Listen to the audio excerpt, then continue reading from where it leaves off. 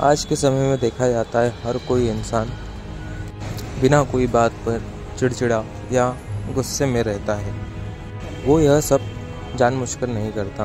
ग्रहों की युक्ति उनसे यह चीज करवाती है। ज्योतिष आचार में इसके कुछ उपाय बताए गए हैं। आइए पंडित जी से यहाँ तक गुस्सा कैसे कम जी, यह एक बड़ी विडंबना है कि आज के समय में व्यक्ति को बहुत अत्यधिक क्रोध आता है कि कुछ कार्य के प्रभाव से भी होता है और कुछ ग्रहों के प्रभाव से भी होता है और कुछ वस्त्रों के और रंगों के प्रभाव से भी कहा गया है। तो इसके कारण अगर अत्यधिक किसी को क्रोध आता हो तो उसके निमित्त कुछ छोटे छोटे उपाय कहे गए हैं जो कि करने से अपना मन मस्तिष्क शांत होता है। उसमें प्रथम उपाय कहा गया है कि भगवान चंद्रमा का क्रोध का संबंध भगवान चंद्रमा से भी है। जिसकी राशि में चंद्रमा नीच का होता है या चंद्र दोष होता है तो उससे अत्यधिक क्रोध आता है।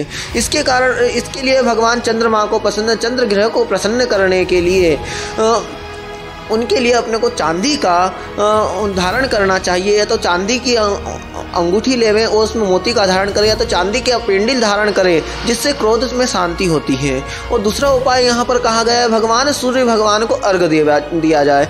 सर्वप्रथम सुबह प्रातःकाल स्नान करें। स्नान करने के पश्चात भगवान सूर्य देव को अर्घ्य दिया जाए और अर्घ्य देने से क्रोध में बड़ा शांति होती है। और उसके पश्चात भगवान शिव का पूजन करके शिव जी महाराज को जल आदि अर्पित करने के पश्चात हनुमान चालीसा का पाठ करें और भगवान के सामने दीप प्रज्वलित करें। इस प्रकार क्रोध को शांत किया जा सकता है।